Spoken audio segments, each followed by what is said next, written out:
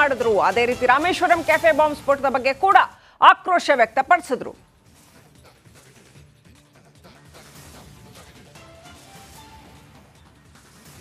Update ಪಡ್ಕೊಳ್ಳೋಣ. ನನ್ನ ಸಹೋದ್ಯೋಗಿ ನಾಗೇಂದ್ರ ಬಾಬು ನೇರ ಸಂಪರ್ಕದಲ್ಲಿದ್ದಾರೆ. ನಾಗೇಂದ್ರ ಬಾಬು, ನೀವು ಈ ಮೋದಿ ವಿಸಿಟ್ಸ್ನೆಲ್ಲ ಕವರ್ ಮಾಡ್ತಾ ಇದ್ದೀರಾ. ಇವತ್ತು ಮೋದಿ ಒಂದು ರೀತಿಯಲ್ಲಿ ಇಷ್ಟು ದಿನಗಳು ಏನು ಮಾತಾಡಿದ್ರು ಅದೆಲ್ಲಕ್ಕಿಂತ ಒಂದು ಹೈ ಪಿಚ್ ನಲ್ಲಿ ಇತ್ತು ಅಂತ ಹೇಳಬೇಕು. ಎಸ್ಪೆಷಲಿ ಹೊಸಪೇಟೆನಲ್ಲಿ ಮಾತಾಡಿದ್ದು. ಸೊ ಓವರ್ ಆಲ್ ಯಾವೆಲ್ಲ ಸಬ್ಜೆಕ್ಟ್ಸ್ ಇಟ್ಕೊಂಡು ಮಾತನಾಡಿದ್ರು, ಹೇಗೆ ಕಾಂಗ್ರೆಸ್ ಅನ್ನ ಅವರು ಅಟ್ಯಾಕ್ ಮಾಡಿದ್ರು?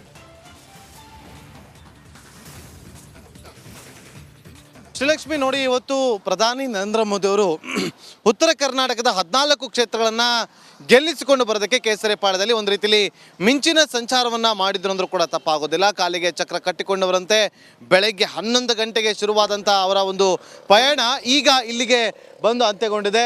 ಹೊಸಪೇಟೆಯಲ್ಲಿರುವಂಥ ರಾಯಲ್ ಆರ್ಕಿಡ್ ಅನ್ನುವ ಖಾಸಗಿ ಹೋಟೆಲ್ನಲ್ಲಿ ಈಗ ಪ್ರಧಾನಿ ನರೇಂದ್ರ ಮೋದಿ ಅವರು ವಾಸ್ತವ್ಯವನ್ನು ಹೂಡಿದ್ದಾರೆ. ನಾಳೆ ಬೆಳಗ್ಗೆ ಇಲ್ಲಿಂದ ಬಾಗಲಕೋಟೆಗೆ ತೆರಳಿ ಅಲ್ಲಿನ ಸಮಾವೇಶದಲ್ಲಿ ಭಾಗಿಯಾಗಲಿದ್ದಾರೆ.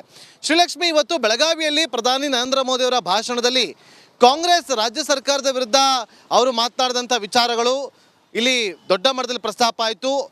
ರಾಮೇಶ್ವರಂ ಕೆಫೆ ಬಾಂಬ್ ಬ್ಲಾಸ್ಟ್ ಆಗಿರ್ಬೋದು, ನೇಹಾ ಕೊಲೆ ವಿಚಾರ ಆಗಿರ್ಬೋದು, ಜೈನ ಮುನಿಗಳ ಮೇಲೆ ಆದಂಥ ಅಟ್ಯಾಕ್ನ ವಿಚಾರವಾಗಿರ್ಬೋದು, ಈ ರೀತಿಯಾಗಿ ಸಾಕಷ್ಟು ರಾಜ್ಯದಲ್ಲಿ ಆ ಕಾನೂನು ಸುವ್ಯವಸ್ಥೆ ಹದಗೆಟ್ಟಿದೆ ಎನ್ನುವ ಸಂದೇಶವನ್ನು ಕೊಡುವ ಮೂಲಕ ಬೆಳಗಾವಿಯಲ್ಲಿ ಕಾಂಗ್ರೆಸ್ ವಿರುದ್ಧ ಹರಿವಾದರು.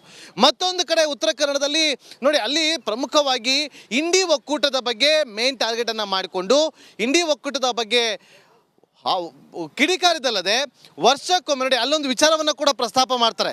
ರಾಜ್ಯದಲ್ಲಿ ಕಾಂಗ್ರೆಸ್ನಲ್ಲಿ ಈಗ 2.5 ವರ್ಷಕ್ಕೆ ಒಬ್ರು ಸಿಎಂ ಅಂತೇಳಿ ಮಾತುಕತೆ ಆಗಿದೆ.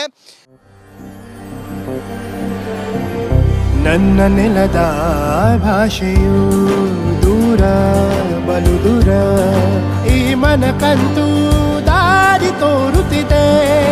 ಆ ಭಾಷೆಯದೇ ಬೆಳಕು ಬೆಳಕುವ ಬೆಳಕು ಬೆಳಕುವ. ದೂರ ಎಷ್ಟೇ ಹೋಗಿ ಈ ಭಾಷೆಯಿಂದ ದೂರವಾಗಲಾರಿರಿ. ವಿಮಲ್, ನಮ್ಮ ಭಾಷೆ ಕೇಸರಿ. ಕೇಂದ್ರದಲ್ಲಿ ಈಗ ಇಂಡಿ ಒಕ್ಕೂಟವನ್ನು ಮಾಡಿಕೊಂಡಿದೆ. ಇಂಡಿ ಒಕ್ಕೂಟದಲ್ಲಿ ವರ್ಷಕ್ಕೆ ಒಬ್ಬರು ಅಭ್ಯರ್ಥಿ ಅಂತೇಳಿ ಅವರವರೇ ತೀರ್ಮಾನವನ್ನು ಮಾಡಿಕೊಂಡಿದ್ದಾರೆ. ಹಾಗಾಗಿ ನೀವೇ ಡಿಸೈಡ್ ಮಾಡಿ ಮತವನ್ನು ಮಾಡಿ ಅಂತೇಳಿ ಅಲ್ಲಿ ಪ್ರಸ್ತಾಪವನ್ನು ಮಾಡ್ತಾರೆ. ಅದಾದ ಬಳಿಕ ದಾವಣಗೆರೆಯಲ್ಲಿ ಈ ಒಂದು ವಿಚಾರವನ್ನು ಪ್ರಸ್ತಾಪ ಮಾಡಿ ಬಳ್ಳಾರಿಗೆ ಬರ್ತಾರೆ. ಬಳ್ಳಾರಿಯ ಹೊಸಪೇಟೆಯಲ್ಲಿ ಇವತ್ತು ಸಮಾವೇಶವನ್ನು ಉದ್ದೇಶಿಸಿ ಮಾತನಾಡುವಂಥ ಸಂದರ್ಭದಲ್ಲಿ 30 ವರ್ಷಗಳ ಹಿಂದಿನ ರಾಯಚೂರಿಗೆ ಅವರು ಆಗಮಿಸಿದಂಥ ಸಂದರ್ಭದ ವಿಚಾರವನ್ನು ಪ್ರಸ್ತಾಪ ಮಾಡ್ತಾರೆ. ಸುಷ್ಮಾ ಸ್ವರಾಜ್ ಅವರು ಇಲ್ಲಿ ಬಂದು ಗೆದ್ದಂಥ ಸಂದರ್ಭವನ್ನು ನೆನಪಿಸ್ಕೊಳ್ತಾರೆ.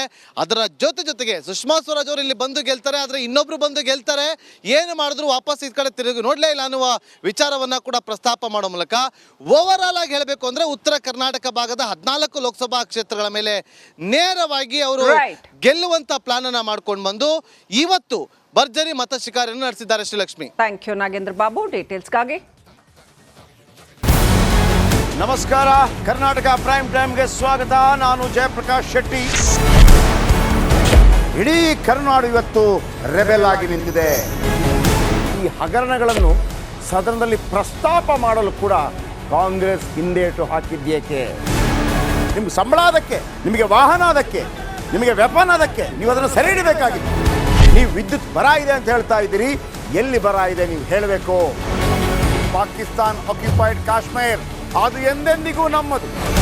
40 ಮೆಷಿನ್ಗಳು ತಂದಿತ್ತು ನೋಟ್ ಎಣಿಸುವುದಕ್ಕೆ, ಅದೇ ಹಾಳಾಯಿತು. ಮಥುರಾದ ಗಲಾಟೆ ಇದೆಯಲ್ಲ, ಅದು ಸ್ಥಳೀಯವಾಗಿ ಕೂತು ಪರಿಹರಿಸಬಹುದಾದಂಥ ಕಾನೂನಿದೆ. ಗ್ಯಾರಂಟಿ ಯೋಜನೆಯಿಂದ ನಷ್ಟ ಆಗಿದೆ, ಲಾಭ ಆಗಿದೆ, ದಯವಿಟ್ಟು ಹೇಳಿ. Dawood Ibrahim most wanted criminal ಯಾವಾಗಾದ ಅಂದರೆ ಇಲ್ಲಿ ತನಕ ಭಾರತ ದೇಶದಲ್ಲಿ ಓರ್ವ ದಲಿತ ಪ್ರಧಾನಿಯಾದಂಥ ಇತಿಹಾಸವೇ ಇಲ್ಲ. ರಿಪಬ್ಲಿಕ್ ವರ್ಲ್ಡ್ ಆಪ್ ಇದು ಕೇವಲ ಅಪ್ಲಿಕೇಶನ್ ಅಲ್ಲ, ಸಮಗ್ರ ಸುದ್ದಿಗಳ ಸಂಪರ್ಕ ಮಾರ್ಗಕ್ಕೆ ಕ್ರಾಂತಿಕಾರಿ ಬದಲಾವಣೆ. ರಿಪಬ್ಲಿಕ್ ವರ್ಲ್ಡ್ ಆಪ್ ಕೇವಲ ಸುದ್ದಿ ಅಪ್ಲಿಕೇಶನ್ ಅನ್ನ ಪರಿಚಯ ಮಾಡ್ತಾ ಇಲ್ಲ, ಬದಲಾಗಿ ಡಿಜಿಟಲ್ ಸುದ್ದಿ ಬಳಕೆಯ ಹೊಸ ಯುಗಕ್ಕೆ ನಾಂದಿ ಹಾಡ್ತಾ ಇದೆ. ಇದೊಂದು ಬ್ರೇಕಿಂಗ್ ನ್ಯೂಸ್, ಪ್ರಭಾವಶಾಲಿ ಕಾರ್ಯಕ್ರಮಗಳಿಗೆ ಗಟ್ಟಿಯಾದ ವೇದಿಕೆ. ರಿಪಬ್ಲಿಕ್ ವರ್ಲ್ಡ್ ಅಪ್ಲಿಕೇಶನ್ ಈಗ ಲೈವ್ ಆಗಿದೆ.